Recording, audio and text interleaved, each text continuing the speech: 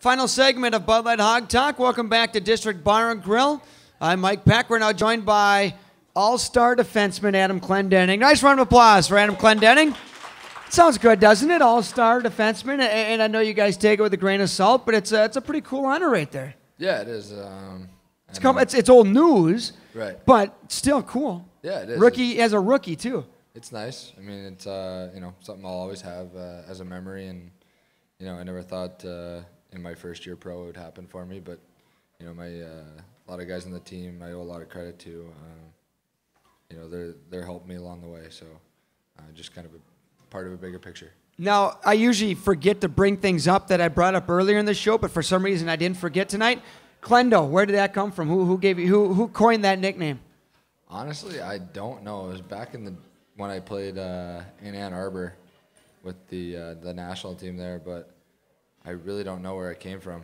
I think somebody just got tired of saying my whole last name, so they kind of just threw an O in the middle of it, or I don't really know what it is, but there's been a couple of versions. So I'm guessing it was a coach that couldn't pronounce your last name. I still haven't found a coach or a hockey personnel executive that has been able to pronounce accurately players' last names, at least as a whole. They get lucky every once in a while. Yeah, I think if it's not the plain old like Ben Smith or something like that. Well, that's, yeah.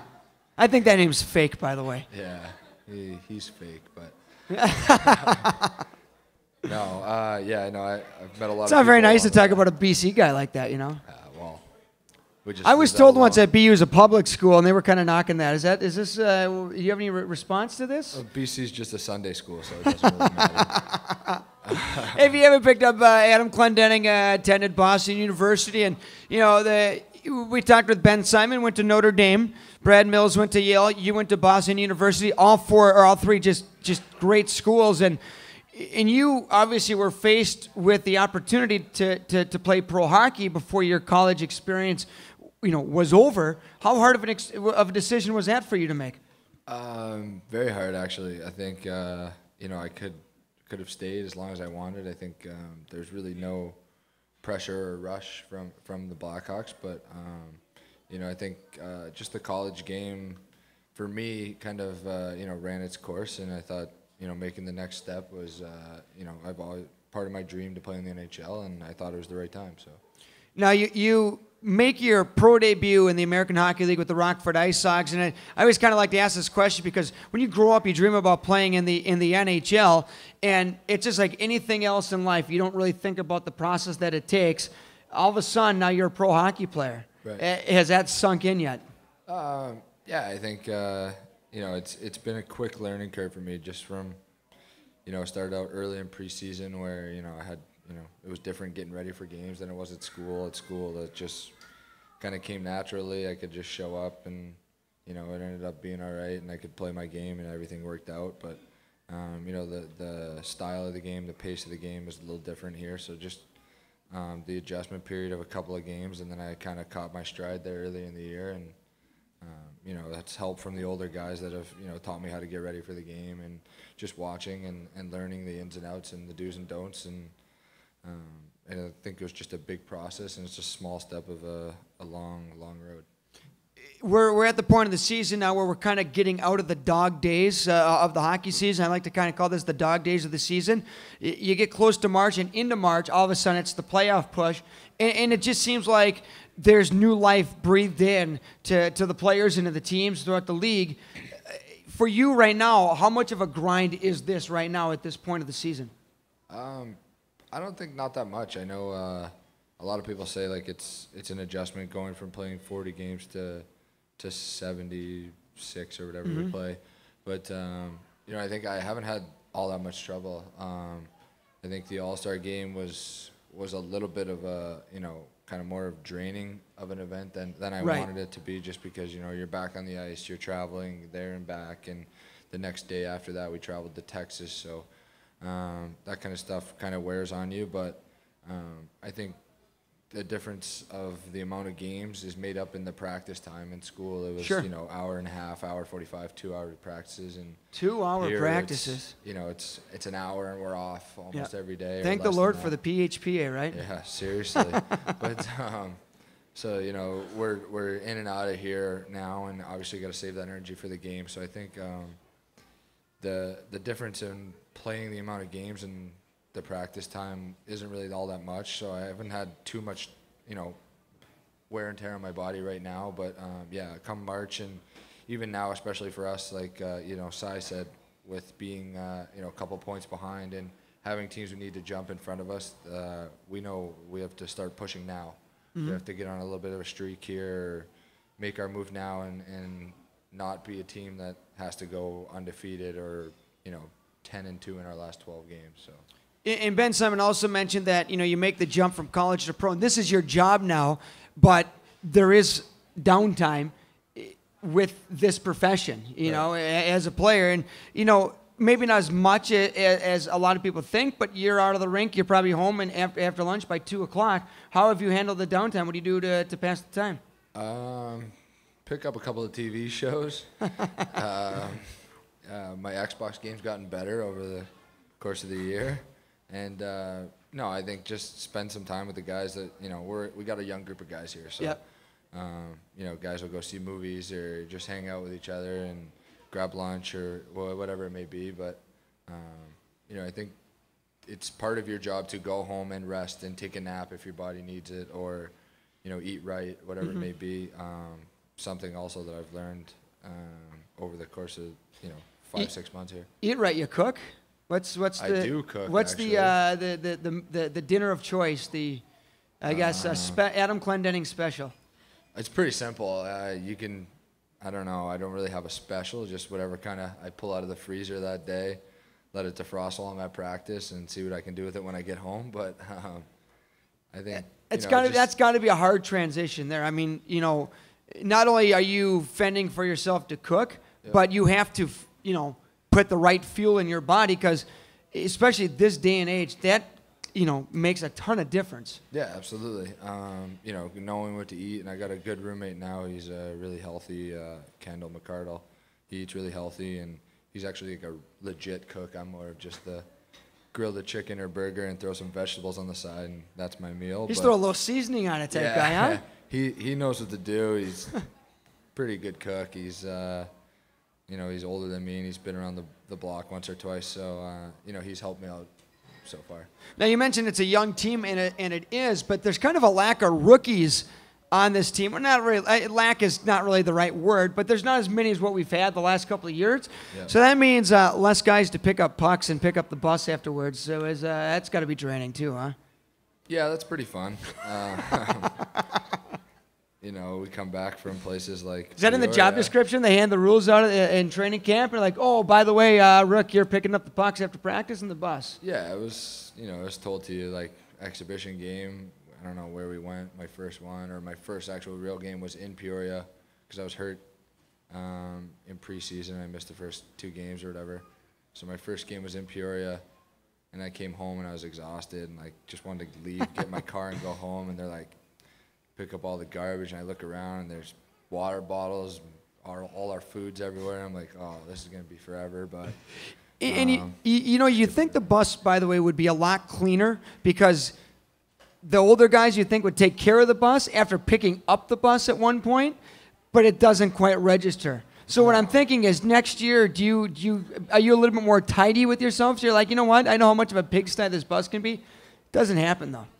Yeah, I don't know. I mean, I'm pretty clean. I mean, we got some guys that just don't really care, because you know, they did it and they don't really care anymore. But it kind of helps. Like now, like some of the guys are, you know who they are, that'll put the things like in a bag for you and just leave it there, so you just have to go by and grab it. But you know, there's, you know, guys will drop water bottles or whatever on the floor, and they'll be rolling around. You have to dive under seats, and you know, it's a pain. You got to bring it off the bus and throw it in the garbage, but you only have to do it for a year. And I mean, hopefully we get 1 or 2 new guys next year that can. Yeah, don't worry. There'll be some new guys coming at the end of the year too. So we always get those amateurs at the end of the year. Yeah, so that you'll get some help. That's for sure. Good.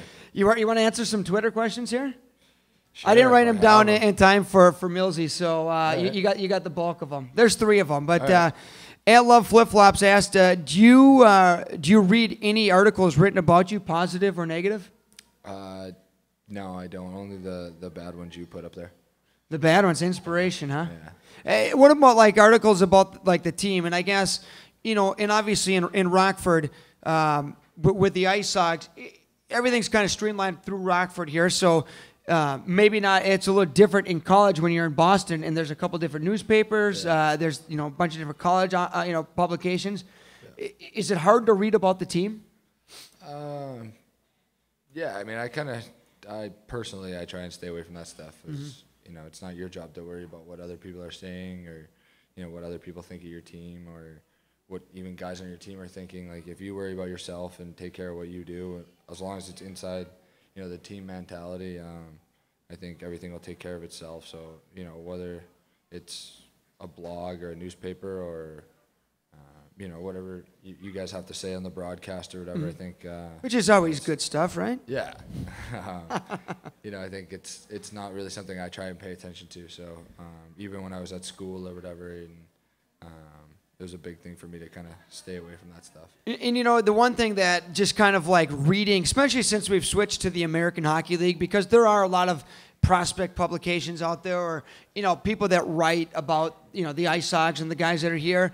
I actually probably read a whole lot less of that now than I did before because I think what a lot of those people do, they maybe see one game or they look at the stat sheet and they form their opinion off of that, which is, you know, it's just an inaccurate way of going about writing an article and critiquing, you know, a player or a team. And so I guess looking at this question, you know, I actually probably read less about the IceHogs than I did 4 or 5 years ago because it's frustrating reading the inaccuracies and, you know, stuff thrown out there about, you know, whether it's a player or the team that just isn't accurate because somebody's clearly reading a stat sheet or maybe saw a 2-game weekend set in Oklahoma City where the team was off or whatever it might be, and that's how they form their opinion. Yeah, I think that happens a lot. You know, even interviews after the game or, you know, whatever, during the week, somebody will say, well, this guy said this in the paper or this guy said this in, you know, on the internet or whatever. And it's kind of, you know, you think to yourself, like, how many times has this guy from place X seen me play or our team play, and you never really know how much he really knows about us or me as a person in general. So, you know, it's tough to speculate on that stuff. That's kind of why I stay away from it.